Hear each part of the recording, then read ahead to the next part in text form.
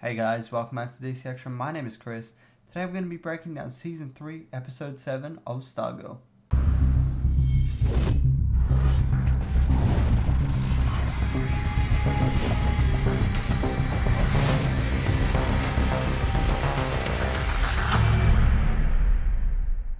As always, make sure you've seen the previous few episodes before getting into this breakdown, because there are going to be some spoilers ahead. This week's episode starts off with the usual recap, but this time it includes Jenny's storyline from last season, related to her search for her brother Todd, who are both children of Green Lantern Alan Scott. 6 months prior to when the events of this current season have been taking place, Jenny gets a tin, which inside of it has a toy car with her brother's name written on the bottom of it. I believe we saw this in the last season, but we again see it now to keep us up to date a bit more. While she finds this, Todd sneaks into a restaurant after hours to have a birthday dinner, and as a present, he gets a ticket for a flight in order to advance his search for Jenny. So the two are simultaneously looking for each other. However, that could possibly cause some issues, as while one goes to where the other was, the other has already moved on, which kind of gets a bit tricky, but they eventually find each other, so don't worry. Back with Jenny, she finds her father's Green Lantern ring inside of the tin and activates it, which in turn has an effect on Todd, where his darkness manipulation abilities manifest. These powers are consistent with those he has in the comics. A couple police officers catch Todd at the restaurant and bring him to a place that was shown last season, called the Helix Institute for Youth Rehabilitation. It was revealed that last season that this place is run by Mr. Bones, who I have been theorizing could connect to the gambler's murder and the cameras in Blue Valley in the present day. Mr. Bones then appears to Todd, trying to relate to him, but Todd just looks freaked out more than anything. Back in present day, the Dugans try to act normal in front of the cameras that they discovered last episode. Meanwhile, Jakeem, Rick and Zeke do the same thing at the pit stop. While all this happens, Sylvester communicates with each of them, and Beth attempts to shut down the power grid in Blue Valley, deactivating the cameras. While working a shift at work, Yolanda's mum catches her in a lie about working late shifts, something which she has been using as a cover to go out as Wildcat.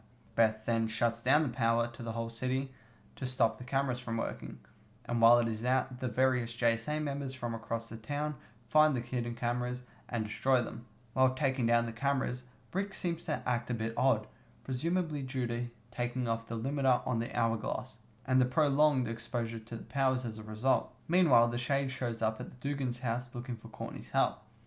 As Pat is with her at the time, he runs after her when the Shade tries to run away with her.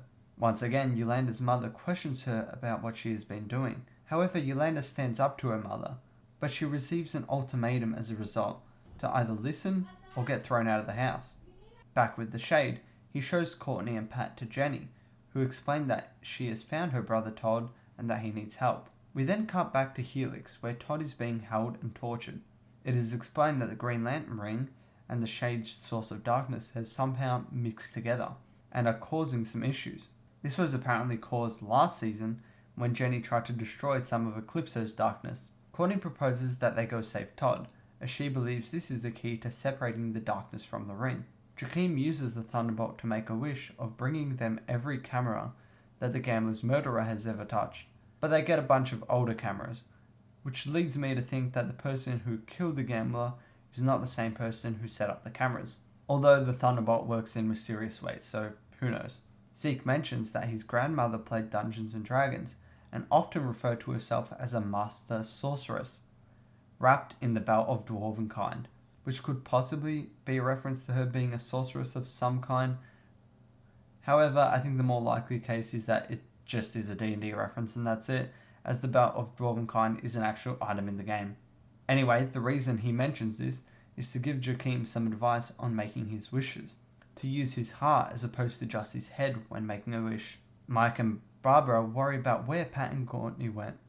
At this moment, Yolanda shows up at their house looking for a place to stay, after her mother presumably kicked her out for lying and then standing up to her. Back at Blue Valley High, Rick and Beth find the last camera and his rage continues to show.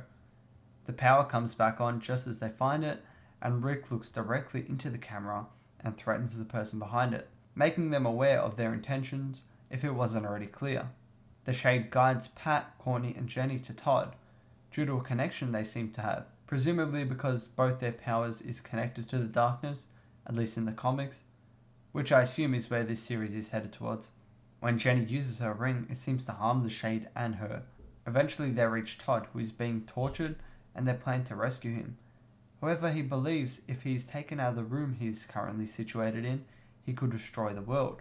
Jenny touches Todd, and there is a massive explosion of green light mixed with some darkness, the two power sources of the siblings. Once the smoke settles, Todd takes the form of one massive shadow or darkness creature. It's really hard to explain, but you can see it on screen now. This darkness then attacks the others in the room, which then takes them to the middle of Blue Valley, but what appears to be back in time. And that is the end of this episode. I like this one quite a lot. I'm not sure which one's my favourite, comparing it to last episode. However, it is definitely a close second at the very least.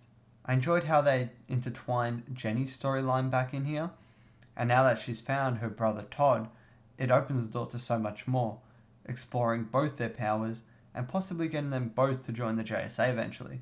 And as always, the Shade makes for some awesome content due to his interactions with other people. And as for the storyline in Blue Valley, that is also advancing, not as much as in the last episode or previous ones. However, it still gets explored a bit, and I found that the Yolanda storyline in this episode, with her being thrown out of her house, definitely hit me in the feels there a bit. I just feel kind of sorry for her, which I suppose is what the writers were going for. But yeah, I hope that gets sorted out, and maybe her friendship with Courtney can get mended in the process. However, she's never really been close to her parents, so maybe this is just the final straw in their already dwindling relationship. But anyway, that is it for this video, so I hope you did enjoy. If you did, please consider leaving a like and subscribing for more content like this. And be sure to check out my Twitter account for the latest news on everything DC and more. But until next time, this has been Chris, and I'll be seeing you.